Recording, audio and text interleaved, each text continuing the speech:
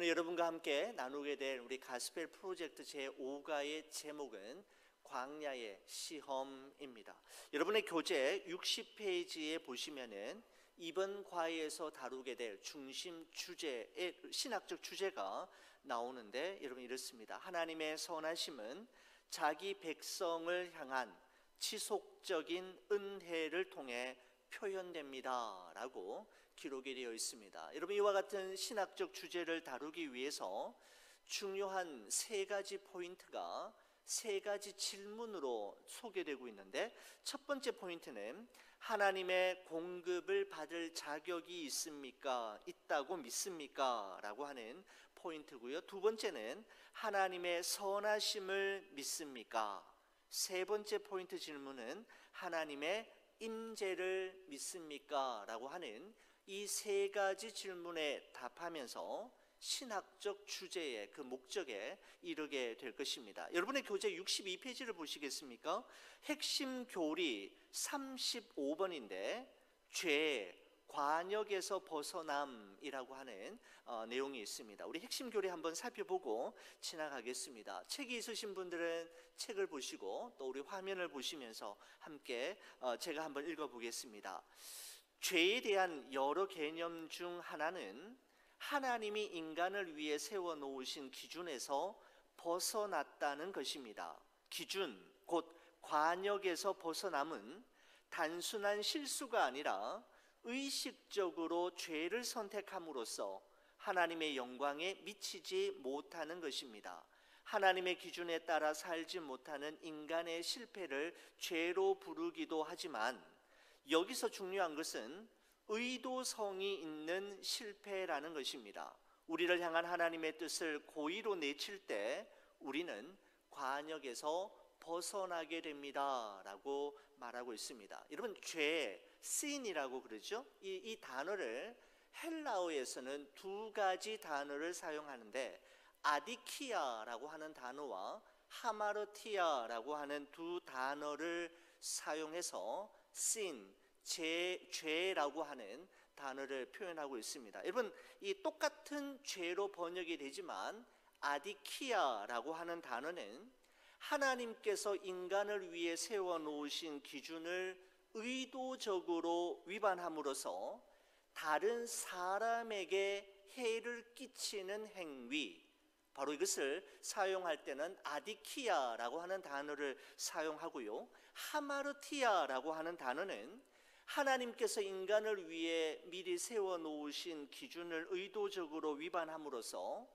하나님의 뜻을 고의적으로 저버리는 것을 이야기합니다. 그러니까 하나님이 세우신 기준을 고의로 위반함으로써 사람에게 해를 끼치고 사람의 마음을 상하게 하고 사람을 넘어지게 하는 행위를 이야기할 때 아디키아라고 이야기하고요.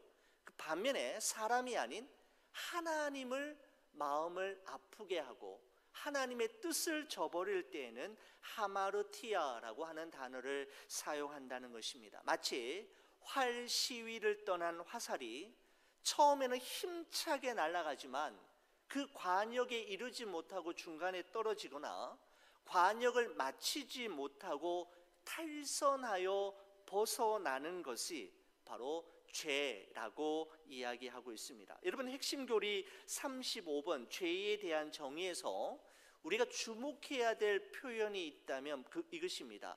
의식적으로 죄를 선택함으로써 의도성이 있는 하나님의 뜻을 고의로 내칠 때라고 하는 표현입니다. 모르고 실수로 내가 연약해서가 아니라 고의로 의도적으로 범하는 죄를 이야기하고 있다라는 것이죠. 저는 이 글을 보면서 우리가 예전에 세계 제3대 고전, 기독교 고전 읽기를 했지 않습니까? 그때 성 어거스틴이 쓴 The Confessions라고 하는 고백록의 한 에피소드가 생각이 났습니다. 여러분, 어거스틴이 16살인 시절에 친구들과 함께 배나무에 열린 배를 배설이하는 일을 했을 때 이야기가 그 고백록 속에 기록되어 있었는데, 그때의 일을 어거스틴이 회상하면서 이렇게 이야기한 적이 있습니다. 고백록에 있는 내용을 그대로 여러분께 인용을 해서 말씀을 드리면 이렇습니다. 우리가 배설이를 한 것은 배가 고팠기 때문도 아니고 배를 먹고 싶었던 것도 아니었다. 다만 허용되지 않은 것을 할 때에 느끼는 짜릿한 흥분을 즐기고 싶었기 때문이다 라고 이야기했습니다. 16살이었던 어거스틴이 배설이를 한 것은 배가 고팠기 때문도 아니고 배를 너무너무 먹고 싶었기 때문도 아니라 허용되지 않은 것을 할 때에 느끼게 되는 짜릿한 그 흥분을 느끼고 싶어서 친구들과 함께 그 배설이를 했다라고 하는 부분이 저에게는 참 의미 있게 다가왔습니다. 여러분, 이 부분을 보면서 예전에도 한번 소개해 드린 적이 있습니다마는 페미니스트인 양귀자 씨가 쓴 소설책이죠. 나는 소망한다, 내게 금지된 것을 이라고 하는 이 책 제목이 생각이 났습니다. 바로 이 책 제목 그대로 범죄한 아담의 후손으로 태어나는 우리 인간의 마음 깊은 곳에, 그리고 무의식 속에는 내게 금지된 것들에 대한 갈망이 있다라는 것이죠. 하지 말라고 하면 꼭 해보고 싶은, 해야만 속이 후련할 것 같은 그런 갈망이 있다라는 것입니다.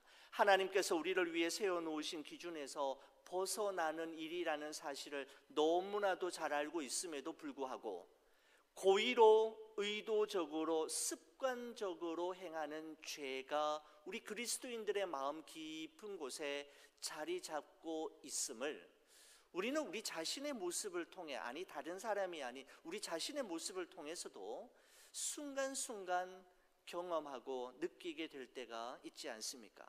하나님께서는 바로 우리 그리스도인들을 이와 같은 죄의 습성을 제거하고 뿌리 뽑기 위해 우리로 하여금 광야 학교로 인도하셔서 인생 수업을 받게 하십니다. 자, 여러분의 교재 60페이지 서론 부분 보시겠습니다. 두 번째 문단을 보시면은 이렇게 되어 있습니다. 그리스도인이라면 누구나 다녀야 할 학교가 있습니다. 바로 광야 대학입니다. 이곳에서 하나님은 우리를 가르치고 훈육하며 성결하게 하십니다. 찰스 스펄전은 광야를 하나님 나라 학생들을 위한 옥스퍼드 대학이자 케임브리지 대학이라고 불렀습니다. 여기서 광야란 출애굽한 이스라엘 백성이 약속의 땅을 향해 가는 길에서 광야에서 유숙한 것을 빗대어 표현한 것입니다 라고 되어 있습니다. 광야를 경험해 본 사람과 경험해 보지 않은 사람의 삶이 결단코 동일하지 않음을, 광야를 통과하기 전과 통과한 이후의 내 자신의 모습이 엄청나게 달라지게 될 것임을 우리 모두는 알고 있습니다. 여러분의 교재 61페이지 맨 위쪽 질문 바로 아래에 보시면 이런 문장도 있습니다. 출애굽기 17장은 이스라엘의 광야 체험을 다룹니다. 맥락을 이해하기 위해서는 광야 여정 중에 있었던 물과 음식과 관련된 연이은 세 가지 이야기에 주목해야 합니다. 이스라엘은 줄이고 목말랐습니다. 그래서 불평했습니다. 그들의 원망이 우리에게는 경고가 됩니다 라고 이야기하고 있습니다. 자, 여러분, 우리가 오늘은 출애굽기 17장의 말씀을 나눌 터인데 17장의 말씀을 나누기 전에 그 전에 어떤 일이 있었는지 그 문맥적인 배경을 살펴보는 것은 17장을 이해하기 위해 반드시 필요한 과정입니다. 출애굽기 14장에서 어떤 일이 있었냐 하면 출애굽한 이스라엘 백성들은 홍해를 건너게 되는데 출애굽기 14장입니다. 출애굽기 15장에서 홍해를 건넜던 그들은 식수난에 직면하게 됩니다. 수르 광야를 사흘 동안이나 걸었지만 한 모금의 물도 발견할 수 없었던 이스라엘 백성들은 고생 끝에 마라라고 하는 지역에 이르게 되지만 그 마라라는 지역에서 발견한 물 또한 쓴 물이어서 마실 수가 없었습니다.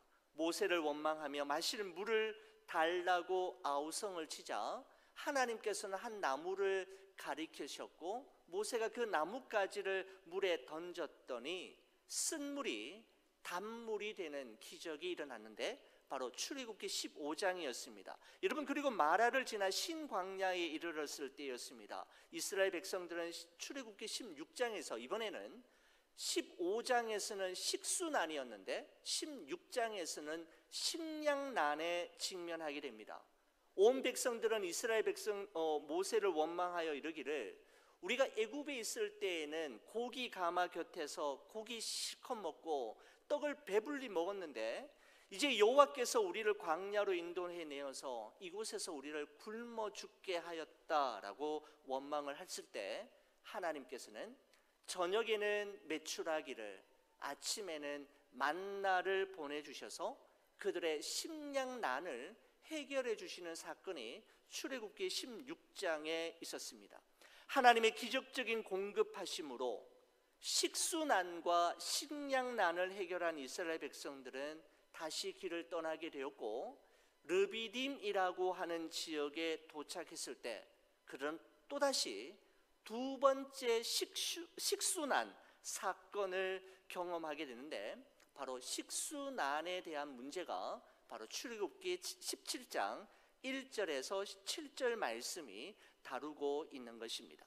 여러분, 교재 61페이지 첫 번째 포인트를 보시면 질문 형식으로 시작되고 있습니다. 보시면은 하나님의 공급을 받을 자격이 있다고 믿습니까? 라고 되어 있는데 여러분, 출애굽기 17장 1절 2절 말씀이죠. 제가 한번 보겠습니다. 여러분, 성경책을 한번 봐주시기 바랍니다. 이스라엘 자손의 온 회중이 여호와의 명령대로 신광야에서 떠나 그 노정대로 행하여 르비딤의 장막을 쳤으나 백성이 마실 물이 없는지라 백성이 모세와 다투어 이르되 우리에게 물을 주어 마시게 하라. 모세가 그들에게 이르되 너희가 어찌하여 나와 다투느냐 너희가 어찌하여 여호와를 시험하느냐라고 말씀하고 있습니다. 여러분, 우리가 이 1절 말씀을 보면서 우리가 눈여겨보셔야 할 중요한 표현이 나오고 있습니다. 거기 보시면 여호와의 명령대로라고 하는 표현 나옵니까? 여러분, 성경책을 보십시오. 그 다음에 신광야를 떠나 그 노정대로 행하여라고 하는 표현이 나옵니다. 여호와의 명령대로와 그 노정대로 행하여라고 되어 있습니다.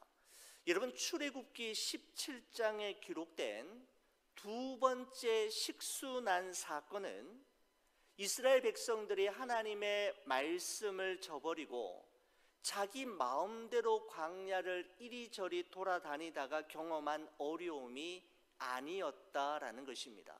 낮에는 구름 기둥으로 밤에는 불 기둥으로 하나님의 인도하심을 따라 여호와의 명령대로와 그 노정대로 행하였음에도 불구하고 그들 앞에 문제가 생겼다라는 점을 우리가 먼저 인식할 필요가 있습니다. 여러분, 우리는 생각하기를 하나님의 말씀에 순종하고 구름 기둥과 불 기둥이 인도하는 대로 따라가기만 하면 우리 앞길을 가로막는 장애물과 방해물은 사라지고 없어지며 식수난과 식량난 같은 것은 걱정하지 않아도 될 것 같지만 실제 우리의 현실은 반드시 그렇지만은 않다라는 사실을 우리 자신도 잘 알고 있지 않습니까? 바로 오늘 본문의 말씀이 바로 그런 상황이라는 것이죠. 자기 마음대로 하나님의 말씀을 따라 행하지 않고 불순종했더니 이런 식수난에 직면하게 된 것이 아니라 여호와의 명령대로 행하였고 그 노정대로 걸었음에도 불구하고 그들 앞에 어려움이 있었다라는 것입니다. 여러분, 이럴 때는 어떻게 해야 된단 말입니까? 여러분, 이러할 때 우리가 중요한 한 가지 사실을 기억해야 합니다. 여러분, 그것은 하나님께서 우리에게 이해되지 않는 일과 우리의 이성과 상식으로 도무지 납득이 되지 않는 일을 허락하실 때에는 거기에는, 그리고 그 일을 통해서 하나님이 이루실 분명한 계획과 뜻이 있다라는 사실을 우리는 기억하는 것이 참으로 중요합니다. 이해되지 않는 일, 납득이 되지 않는 일을 허락하실 때에는 바로 그 일 속에는 하나님의 분명한 계획과 목적이 있다라는 것이죠. 자, 먼저 이 문제를 대하는 이스라엘 백성들의 반응이 2절에 나오는데 한번 보십시오. 2절 말씀입니다. 백성이 모세와 다투어 이르되 우리에게 물을 주어 마시게 하라. 모세가 그들에게 이르되 너희가 어찌하여 나와 다투느냐? 너희가 어찌하여 여호와를 시험하느냐라고 되어 있습니다. 다투다, 분쟁하다라는 말에서 무리바라고 하는 단어가 나왔고, 시험하다라고 하는 표현에서 맞사라고 하는 말이 나오게 되었습니다. 여러분, 그래서 이곳에서의 사건을 일컬어서 무리바의 사건, 맞사의 물 사건이라고 부르지 않습니까? 자, 여러분 그렇게 보시면서 여러분의 교재 62페이지 위쪽 두 번째 문단을 보시면 한번 확인하고 지나갈 문장이 있습니다. 우리는 이 사건을 보고 교훈을 얻어 그들처럼 행하지 말아야 합니다. 하나님의 공급을 받아 마땅한 자격이 있는 양 굴어서는 안 됩니다. 하나님의 공급하심은 놀라운 은혜의 선물입니다. 특권 의식으로 사는 대신 하나님을 믿는 법을 배워야 합니다라고 되어 있습니다. 여러분, 그렇습니다. 마땅하다고 생각하고 당연하다고 여기는 순간 우리는 기쁨과 감사를 잃어버리게 되고 그 자리는 오만함과 무례함이 대신하게 되는 것이죠. 당연하다고 생각하고 마땅하다고 여기는 순간 그 사람은 오만함과 무례함의 길을 걸을 수밖에 없다라는 것입니다. 여러분, 앞을 보지 못하고 듣지 못하고 말하지 못했던 헬렌 켈러 여사의 이 말이 생각이 났습니다. 그분은 이렇게 이야기했습니다. 내일이면 귀가 안 들릴 사람처럼 새들의 지저귐을 들어보세요. 내일이면 냄새를 맡을 수 없는 사람처럼 꽃향기를 맡아보세요. 내일이면 더 이상 세상을 볼 수 없는 사람처럼 이 세상을 바라보세요 라고 이야기를 했는데, 저는 이 표현이 참 좋습니다. 오늘이 마지막 듣는 날이고, 오늘이 마지막 먹을 수 있는 날이고, 오늘이 마지막 보는 날이라고 한다면 아무거나 듣고 아무거나 먹고 아무거나 보지 않을 것입니다. 가려서 듣고 가려서 먹게 될 것이고 가려서 보게 될 것이죠. 여러분, 오늘 내가 누리고 있는 이 모든 것들은 당연한 것이 아니라 하나님의 은혜이며 하나님께서 내게 보내주신 소중한 이들의 사랑과 희생 그리고 수고의 결과임을 기억한다면 우리는 누군가를 원망하는 말과 누군가에게 불평하는 말 대신 감사하는 말로 이 세상을 살아갈 수 있게 될 것입니다. 바로 이스라엘 백성들은 마땅히 하나님께서 자신에게 주셔야만 하는 것을 주시지 않은 것으로 인해 했다고 생각하며 하나님께 불평하며 원망을 했던 것입니다. 자, 63페이지에 보시면 두 번째 포인트 질문이 나오는데, 하나님의 선하심을 믿으십니까? 라고 하는 두 번째 질문입니다. 여러분, 출애굽기 17장 3절 4절의 말씀을 한번 보시기 바랍니다. 거기서 백성이 목이 말라 물을 찾으매 그들이 모세에게 대하여 원망하여 이르되 당신이 어찌하여 우리를 애굽에서 인도하여 내어서 우리와 우리 자녀와 우리 가축이 목말라 죽게 하느냐? 모세가 여호와께 부르짖어 이르되 내가 이 백성에게 어떻게 하리이까?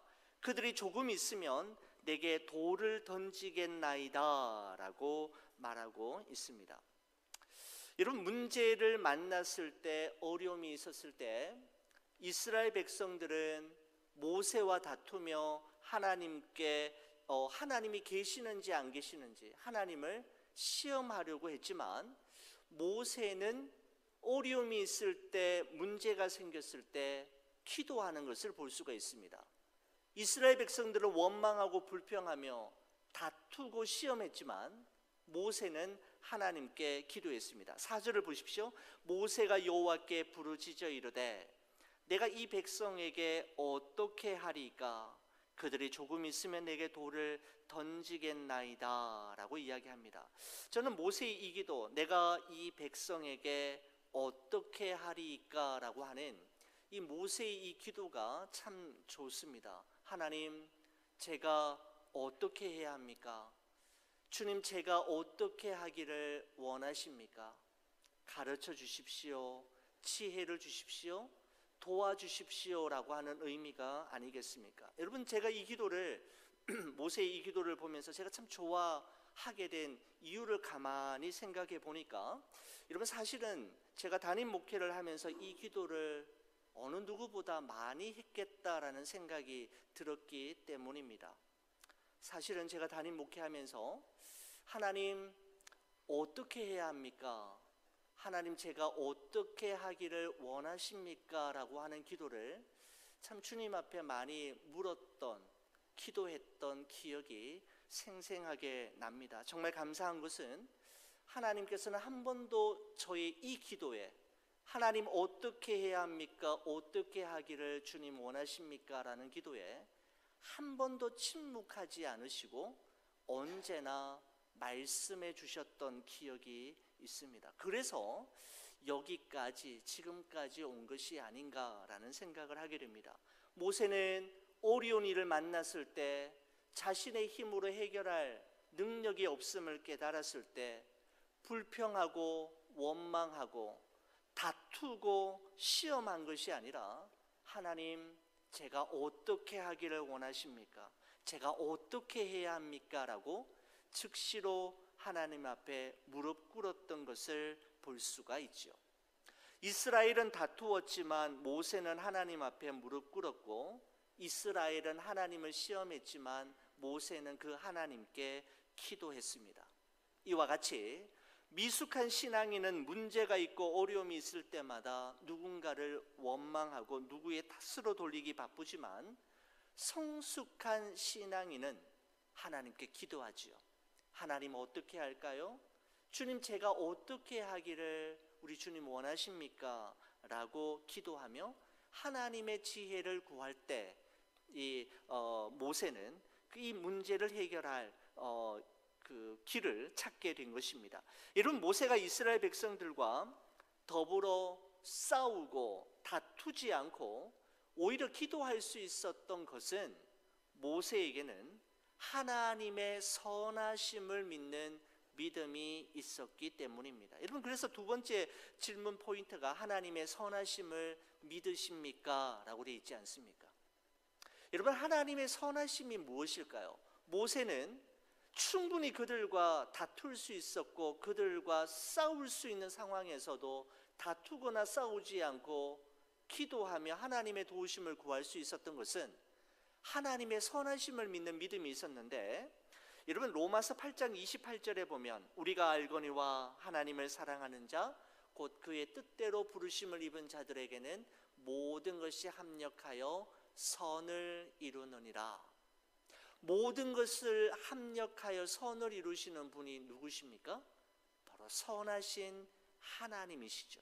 사도 바울은 이와 같은 사실을 분명하게 믿었던 것입니다. 하나님의 선하심을 모세는 확신하고 있었기에 싸울 필요도 없었고 다툴 필요도 없었고 참고 하나님께 기도할 수 있었던 것입니다. 여러분, 다시 한번 여러분과 함께 했으면 좋겠습니다. 여러분, 제가요 여러분 앞에 God is good 이라고 하면 여러분 뭐라 해야 될까요? All the time, all the time이라고 하면 God is good. 우리 한번 이 고백 하나님 앞에 한번 하시고 우리 세 번째 질문으로 넘어가겠습니다. 제가 먼저 하겠습니다. God is good all the time. All the time God is good. 하나님의 선하심을 믿고 사람과 싸우고 사람과 다투지 말고 하나님께 기도하며 하나님 어떻게 할까요? 제가 어떻게 하기를 주님 원하십니까? 기도로 나아가는 여러분과 제가 되기를 바랍니다. 여러분의 교재 65페이지 보실까요? 세 번째 포인트 질문이 나옵니다. 하나님의 임재를 믿으십니까? 라고 되어 있는데 여러분 출애굽기 17장 5절에서 7절인데 여러분 이 말씀은 5절 제가 보고요 6절 우리 성도님들 읽어주시고 7절을 함께 보시는 겁니다. 5절 제가 먼저 보겠습니다. 여호와께서 모세에게 이르시되 백성 앞을 지나서 이스라엘 장로들을 데리고 나일강을 치던 네 지팡이를 손에 잡고 가라.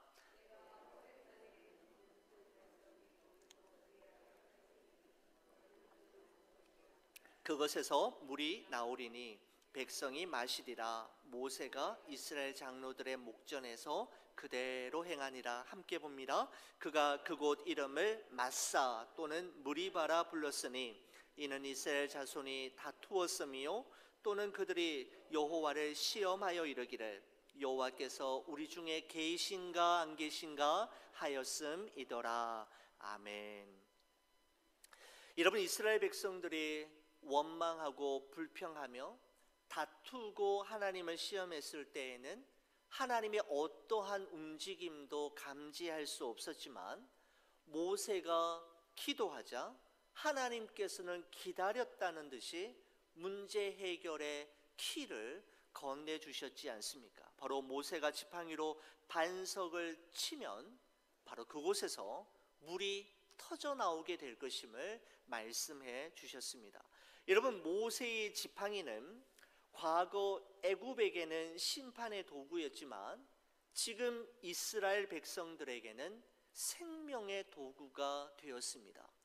그 지팡이, 모세의 지팡이 동일한 지팡이였지만 애굽 사람에게는 심판의 도구였지만 지금 이스라엘 백성들에게는 그들의 목마름을 해결해 주는 생명의 도구가 된 것이죠. 바로 모세의 지팡이에 어떤 신비한 능력이 있었거나 모세의 지팡이가 특별한 재료로 제작되었기 때문이 아니라 바로 그 마른 지팡이를 사용하시는 하나님이 위대하셨기 때문입니다. 이런 반석에서 생수가 터져 나오는 이 출애굽기 17장의 이 사건을 사도 바울이 예수님과 연결하여 정말 기막힌 해석을 뽑아내는데 여러분 이 말씀은 꼭 한번 보셔야 됩니다. 고린도전서 10장 우리 이 말씀 여러분 신약성경 한번 찾아보시겠습니까? 고린도전서 10장 1절에서 6절까지 말씀을 보시는 겁니다. 여러분 이 말씀은 구약의 17장 출애굽기 17장 말씀은 반드시 고린도전서 10장과 연결이 되어야 완벽한 해석이 나오게 되는데 우리 고린도전서 10장 1절에서 6절까지 저와 함께 같이 한번 교독하시는 겁니다. 형제들아 나는 너희가 알지 못하기를 원하지 아니하노니 우리 조상들이 다 구름 아래에 있고 바다 가운데로 지나며 모세에게 속하여 다 구름과 바다에서 세례를 받고 다 같은 신령한 음식을 먹으며 다 같은 신령한 음료를 마셨으니 이는 그들을 따르는 신령한 반석으로부터 마셨음에 그 반석은 곧 그리스도라. 그러나 그들의 다수를 하나님이 기뻐하지 아니하셨으므로 그들의 광야에서 멸망을 받았느니라. 이러한 일은 우리의 본보기가 되어 우리로 하여금 그들이 악을 즐겨한 것 같이 즐겨하는 자가 되지 않게 하려 함이니 라고 되어 있습니다. 자 여러분 여기 말씀해 보시면은 특별히 여러분 4절의 말씀을 한번 보십시오. 다 같은 신령한 음료를 마셨으니 이는 그들을 따르는 신령한 반석으로부터 마셨음에 그 반석은 곧 그리스도시라 라고 되어 있습니다. 여러분 여기서 그 반석은 곧 그리스도시라 라고 하는 사도 바울의 이 해석을 염두해 두시면서 여러분의 교재 67페이지 위에서 두 번째 문단을 보시기 바랍니다. 저는 이 문장이 너무너무 마음에 들어서 나중에 설교할 때 이 본문을 그대로 인용해서 해야겠다라는 생각이 들 정도였습니다. 제가 한번 읽어보겠습니다. 책을 보시든지 아니면 화면을 보시면서 눈으로 한번 읽어주시면 좋겠습니다. 제가 읽어보지요. 모세는 백성을 치는 대신 반석을 내리칩니다. 그러자 물이 흘러나와 백성을 구합니다. 반석이신 예수님이 우리의 구원을 위해 내리침을 당하셨습니다. 하나님은 우리를 대신해 자기 아들을 때리셨습니다. 예수님이 창에 찔리자 반석에서처럼 옆구리에서 물이 터져 나왔습니다. 우리가 맞이해야 할 죽음을 예수님이 맞으셨습니다. 이제 우리는 영생을 위한 생명수를 마시게 되었습니다. 예수님을 믿음으로써 궁극적인 구원의 물을 마시게 된 것입니다 라고 이야기하고 있습니다. 여러분, 하나님께서는 불평하고 원망하며 싸우고 또한 시험하는 이스라엘 백성들을 치시지 않고 반석을 치셨단 말이죠. 여러분, 그와 같이 반석은 예수님이라고 했지 않습니까? 바로 하나님께서는 죄를 지은 우리를 치시지 아니하시고 예수 그리스도를 대신 치심으로 말미암아 그가 흘리신 보혈이 우리의 죄를 깨끗하게 하고 그에게서 나온 그 생명의 생수가 우리의 영적인 목마름을 해결해 주었다라고 이야기하고 있는 것입니다. 여러분, 이사야 53장 5절에서 6절의 말씀에 보면 이런 말씀이 있습니다. 그가 찔림은 우리의 허물 때문이요 그가 상함은 우리의 죄악 때문이라. 그가 징계를 받음으로 우리가 평화를 누리고 그가 채찍에 맞음으로 우리는 나음을 받았도다. 우리는 다 양 같아서 그릇 행하여 각기 제 길로 갔거늘 여호와께서는 우리 모두의 죄악을 그에게 담당시키셨도다 라고 되어 있습니다. 여러분, 모세가 반석을 내리침으로 이스라엘 백성을 살리는 생수가 터져 나오게 된 것처럼 예수님의 찔림, 상함, 징계받으심과 채찍에 맞으심으로 말미암아 여러분과 저 또한 죄와 죄의 결과인 사망의 권세에서 자유함을 얻어 영원한 생명을 누리게 되는 것이죠. 바로 구약 출애굽기 17장과 고린도전서 10장이 이렇게 연결이 되고 예수님의 십자가의 죽음을 이렇게 해석하고 있는 사도 바울의 탁월한 이 해석의 모습을 볼 수가 있습니다. 여러분, 그러면서 여러분의 교재 68페이지 맨 아래쪽에 보면 그리스도와 연결해서 이렇게 기록하고 있습니다. 모세가 백성을 치는 대신 반석을 내리치자 물이 흘러나와 백성을 구했습니다. 예수님은 우리의 구원을 위해 우리 대신 내리침을 당한 반석이시며 이 반석에서 흘러나온 생명수가 우리를 영원히 만족시킵니다 라고 그리스도와 연결하고 있는 것을 볼 수가 있습니다. 자, 오늘 말씀을 정리하고 기도하도록 하겠습니다.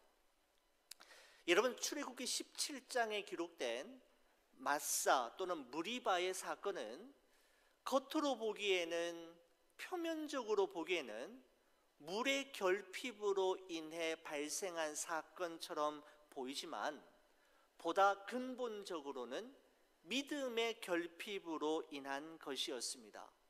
그죠? 겉으로는 물이 없는 식순환의 문제였지만 본질적으로는 선하신 하나님을 온전히 신뢰하지 못함으로 인해 생겨난 문제였던 것이죠.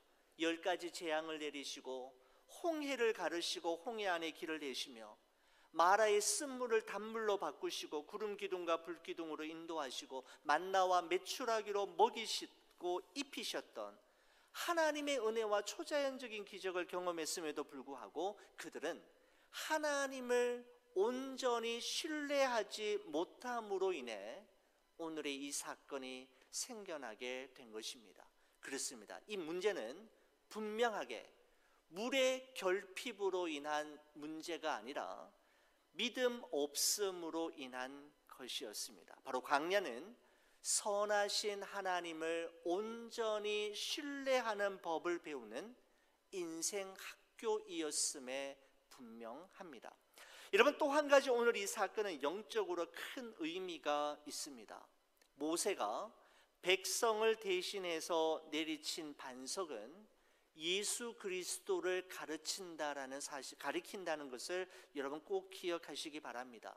하나님은 죄인인 우리를 내리치신 것이 아니라 죄 없으신 당신의 독생자 예수 그리스도를 내리치심으로 영원히 목마르지 않는 생수를 우리에게 주셨고, 그의 보혈은 우리의 죄를 흰 눈보다 더 희게 씻어주는 능력이 되었던 것입니다.